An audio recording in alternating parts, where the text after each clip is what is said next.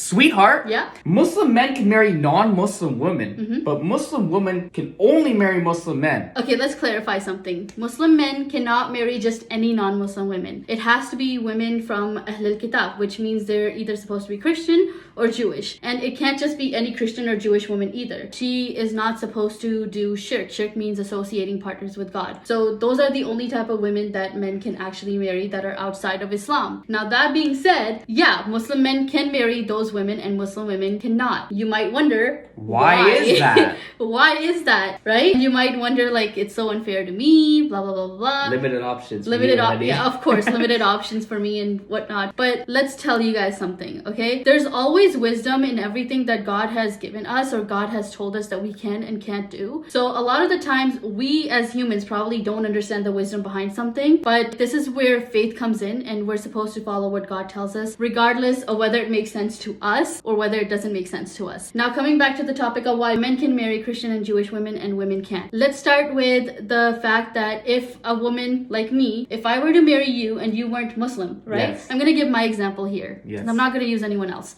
If I were to marry you and you weren't Muslim, first of all, the lineage of our kids is supposed to go through you. So our kids wouldn't be Muslim because you're not Muslim. But you're Muslim though. Yeah, but like the lineage doesn't go with the woman. It goes with the man, and that's just how it is, guys. Okay. I'm content with this type of thing. It's fine. It's not a big deal to me. But our children, even though they'll be born Muslim, it depends on how you raise them, right? And because you're the man of the house, the children might be conflicted. Like, okay, what religion am I supposed to follow? Am I supposed to follow daddy's religion, or am I supposed to follow mommy's religion? And if daddy and mommy's religion clashes, the child will be confused. Yeah, it's just gonna be very confusing. It's a very confusing environment for the little kid. Apart from that, another thing is, if you were non-Muslim and I was Muslim, right? Yeah. How would you give me my rights as a Muslim woman? You wouldn't have anything telling you to give me my rights as a Muslim woman. Now, one of the rights I have as a Muslim woman is you providing for me financially. Yes. Right? I have the financial rights. Yes. If you weren't Muslim, you can say, oh, I'll give you the financial rights, but there's nothing telling you to do it other than you doing it yourself, right? There's that additional motivation for Muslim men to do it because they have to do it. They know it's their obligation, and they'll be sinned if they don't do it. So there's like nothing holding me accountable for doing Exactly. that. And then, like, for example, I could say, yes, I'll provide for you. Then a few years later, I'd be like, I'm not Muslim. Why do I have to do that? I don't Yeah, care. and I can't question you about it either. Yeah. Say, like, later on in our life, I'll be like, why aren't you providing for me financially? You can just be like, well, I don't really have to. I don't feel like it anymore.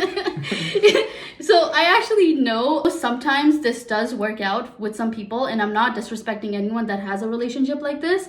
I'm just saying what the wisdom behind not doing something like this is in Islam. And even apart from like just the financial rights, even the divorce rights that a woman has over the man, like you're supposed to provide for our child if we get divorced. Right. In Islam, you're supposed to provide for the child up till a certain point. And what would keep you accountable for that? Nothing. Child support? Yeah, like child, not really, because even in child support, people do finicky things. Yeah, but this yeah. is Islamically my right, which you Yeah, wouldn't be able to give me. Okay, but what about something like eating pork, or like I changed my diet, or I'm drinking alcohol, or things like that? So even that, right? Say I married a non-Muslim man, Yes. and you told me initially I'm not gonna eat pork. To get married, you tell me I'm not gonna eat pork, and then later on in our marriage you start eating pork. I can't say anything to you to stop you from eating pork, really. Yeah. You still do it because there's nothing really holding you back from doing it. Right. So it's just a lot of these things that would just make things very complicated, very complex in terms of the marriage between a woman and a husband. Yeah. If the man was, non-Muslim. When we get married, there's a certain like commitment and certain roles and responsibilities that we have to fulfill. So before marriage, say for example, I'm getting to know Mubina for like a proposal, for example,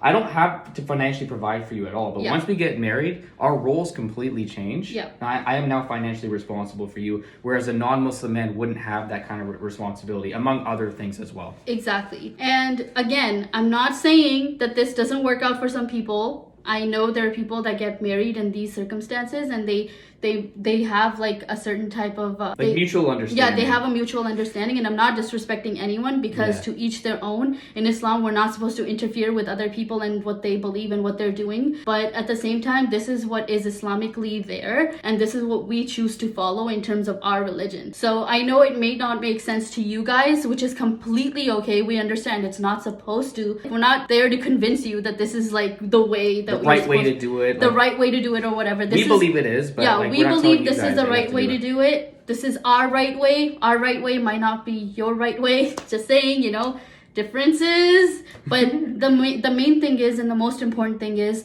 that we learn to be united regardless of whether our belief is this or that. We learn to love each other, and we learn to respect and, you know, treat each other with respect despite our differences, and that's what makes us closer to each other.